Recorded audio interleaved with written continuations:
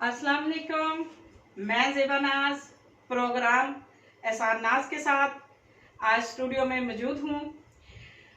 आज हम एहसान नाज साहब से ये पूछेंगे, आज जो हम ये यौम तसीस मना रहे हैं, जिस दिन हम एटमी कुव्वत बने, इस एटमी कुव्वत बनने में पाकिस्तान का किन किन हुक्मरानों का और किन किन सियासतदानों का और किन किन साइंसदानों का इक़दामात बीच में शामिल है।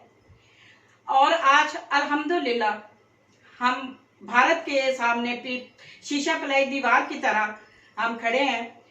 भारत किसी भी सूरत में हमारे साथ बदमाशी करने की जुर्रत नहीं कर सकता। आज हम एहसान नाज साहब से इसी मौजू पे पूछेंगे। अस्सलाम वालेकुम सर। वालेकुम सलाम। कैसे हैं आप? ठीक है, बिल्कुल ठीक हूँ। आप सुनाइए। जो मैंने अभी आपसे सवाल किए, प्लीज उस पे रोशनी डाल।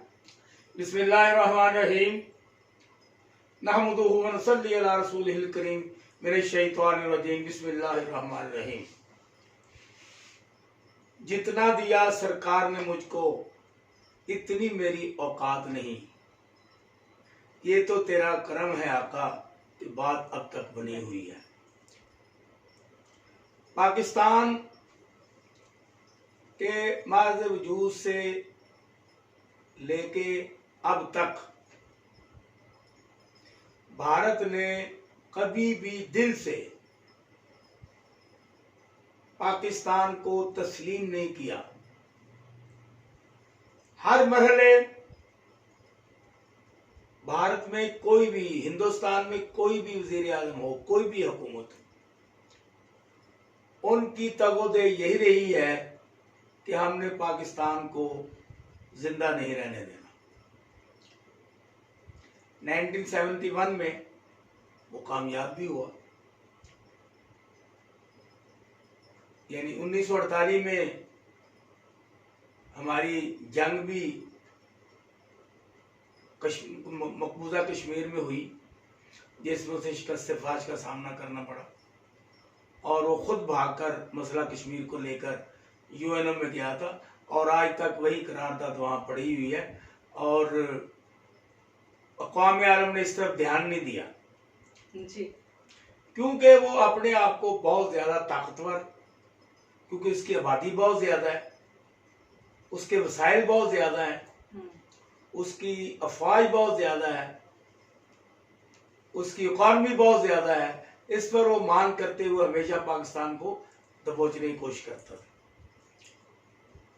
पाकिस्तानी हुक्मरानों ने जब हिंदुस्तान की इस बदमाशी को भांपा तो उन्होंने ज़रूरत महसूस की कि अगर पाकिस्तान को एटमी ताकत बना दिया जाए तो हम फिर हिंदुस्तान के दांत खट्टे कर सकते हैं और उसकी आंखों में आंखें डाल के, उसके हाथों में हाथ डाल के हम उसका मुकाबला कर सकते हैं। इस सिलसिले में सबसे पहले, यानी जब ये 1965 की वार इंडिया और पाकिस्तान की हुई है, जी जी, उस वक्त अयूब खान मुल्क के सदर थे जी।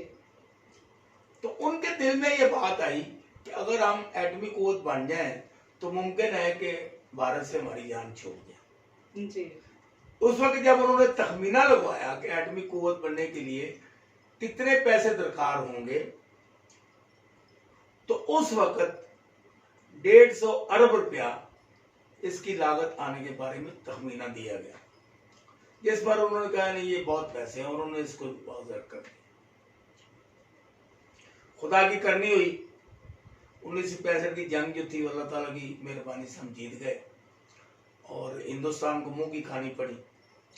फिर वो अपनी बदमाशियाँ करता रहा। उसने हमारा जो मशरक़ी पाकिस्तान था उसको राग करने के लिए अपनी भरपूर जदोजहद की और वहाँ पर हमें मुंह की खानी पड़ी और हमारे 90,000 कैदी बन गए, जो बाद में जुल्फ़िकार अली भुट्टो मरहूम ने नेगोशिएशन करके वहाँ से लाए और उसी दौरान ही जुल्फ़िकार अली भुट्टो में ने भी पाकिस्तान को एटमी कुव्वत बनाने के लिए अपनी सरगर्मियाँ तेज कर दी। ये जो हमारे साइंसदान और जिन्होंने पाकिस्तान को एटमी कुव्वत बनाया। और इस वक्त हम अगर नींद आराम की सोते हैं, ख्वाब खरगोश की तरह सोते हैं, वो डॉक्टर अब्दुल कदीर खान वह ज़ात है कि जिन्होंने जुल्फ़िकार अली भुट्टो को खत लिखा कि मैं पाकिस्तान के लिए कुछ करना चाहता हूँ। वो हॉलैंड में थे या किसी और मुल्क में थे, और मैं मुल्क की तकदीर बदलने के लिए पाकिस्तान के दफा के लिए काम करना चाहता हूँ। जुल्फ़िकार अली भुट्टो जी को पहले सोच रहे थे, उन्हें वेलकम किया। फिर वो एटमी कुव्वत के लिए जो सामान थे वो किसी तरीके से लेके आए। उसमें ये पाकिस्तान के बहुत मशहूर ये प्रॉपर्टी का काम करने वाले और मुख्तलिफ जगहों पे उन्होंने काम किया है, उनका नाम आता है कि वो उनको चुपके से लेके आए एटमी साइंसदान को, और पाकिस्तान में इस तरह एटमी सिलसिला शुरू हुआ। ये तारीख है कि किसमें किसने क्या किरदार अदा किया। अच्छा, उसके बाद जुल्फ़िकार अली भुट्टो के होते हुए ये सिलसिला शुरू हो गया, और उस दरमियान जुल्फ़िकार अली भुट्टो की हुकूमत का खात्मा कर दिया गया। ज़िया-उल हक ने भी इस काम को जारी रखा।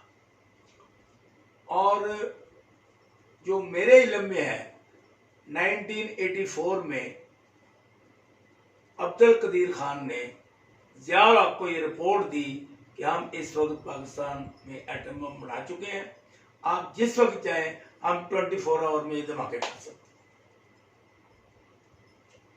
लेकिन ज़िया-उल हक था, उसने इस पे कान नहीं धरा, और ये लेट होता होता होता होता बाद में जिनेजो वजीर आज़म बन गए, फिर नवाज शरीफ बन गए वजीर आज़म, बेनज़ीर भुट्टो 2 दफा वजीर आज़म बनी। बाद में जब दूसरी दफा वजीर आज़म नवाज शरीफ साहब बने, तो उन्हीं दिनों में इंडिया ने यकदम एटमी धमाके कर दिए। हालांकि मियां नवाज शरीफ के इल्म में ये पहले बात थी कि हम एटमी। मैं इसी मौजू पे एहसान साहब आपसे एक सवाल करना चाह रही हूँ कि जब एटमी कुव्वत बनने के लिए नवाज शरीफ ने ऐलान किया था, तो इसके पसे पुस्त कौन सी आवाम शामिल थी जिसकी बुनियाद पे नवाज शरीफ को एटमी धमाका करने का फैसला किया? मतलब ये है कि उस वक्त जब नवाज शरीफ को ज़ाती तौर पर एटमी कुव्वत बनने के हक में नहीं थे जी, और वो ये ऐलान नहीं करना चाहते थे जी, क्योंकि उनके भारत के साथ बहुत अच्छे मरासम थे, उनका कारोबार है वहाँ पर, उनका बढ़ाना जाना है, उनकी मोहब्बतें भी हैं, उनकी आपस में साड़ियाँ भी बिठाते हैं एक दूसरे को, यानी दिवाली के त्यौहार पे भी वो तोहफे तोहफे भेजते हैं। और मियां नवाज शरीफ साहब की जो साहबजादी है मरियम नवाज, उसकी बेटी की शादी पे बगैर किसी बताए, बगैर किसी मामले के, बगैर वीज़े हासिल किए हुए वो बारात में शामिल हुए थे ये मोदी साहब। ये इनकी आपस में बहुत बड़ी गहरी अंडरस्टैंडिंग है ना इंडिया के साथ, इंडिया में उनके कारोबार, इसलिए वो नहीं चाहते थे। हालांकि होना ये चाहिए था कि जिस दिन इंडिया धमाका करता उसके घंटे बाद हम धमाका करते, लेकिन ऐसे नहीं हुआ।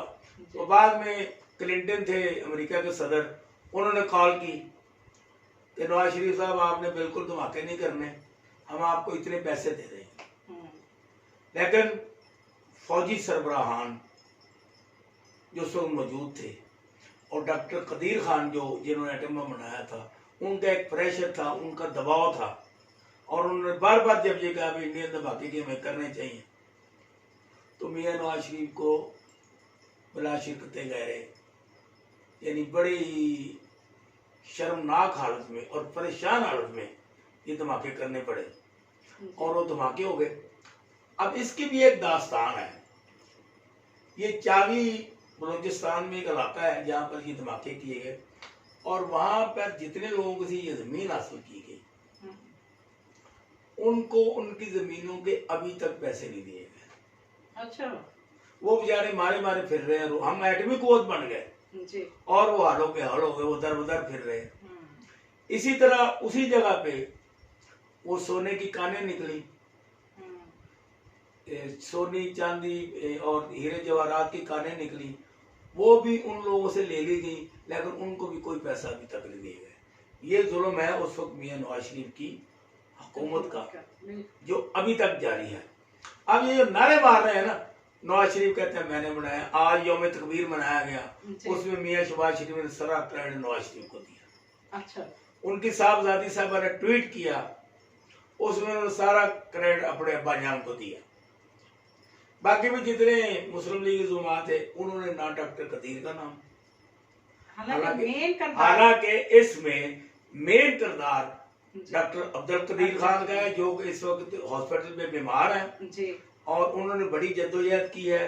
पाकिस्तान का एटम बम बनाने वाला बीमार है, उसको पूछने वाला कोई नहीं।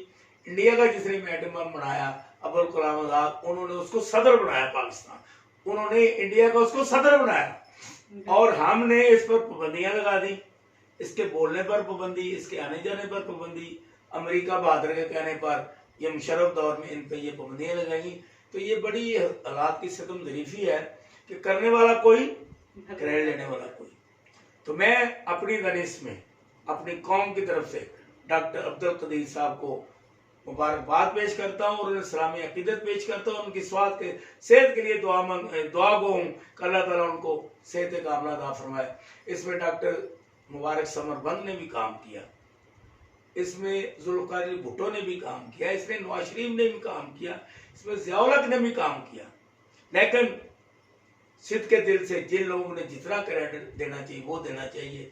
ये नहीं कि नवाज शरीफ के दौर में एटमी धमाका वो सारा क्रेडिट उसने अपनी जेब में डाली, ऐसा नहीं है। क्योंकि एटम बम बनाने में जिन जिन लोगों ने किरदार किया है, हम सबको सलूट पेश करते हैं, उनकी तवानाइयों को सलाम पेश करते हैं। और जिन लोगों ने एटमी क़ुव्वत के बनाने में गद्दारी की, आगे नहीं बढ़ने दिया, इसको लेट किया, उनको हम हमेशा तय दिल और दिली तौर पर उन पर लानत भेजते रहेंगे। शुक्रिया एहसान साहब, आज आपने बहुत अच्छा मैसेज आवाम तक पहुंचाया। हम आपसे बहुत कुछ सीखते भी हैं और आवाम भी हमसे बहुत कुछ मालूमात भी लेती है। तो इसी के साथ आज के प्रोग्राम के साथ ही इजाज़त चाहते हैं। अल्लाह आपको अपनी हिस्ब-ओ-मान में रखे। अल्लाह हाफिज़।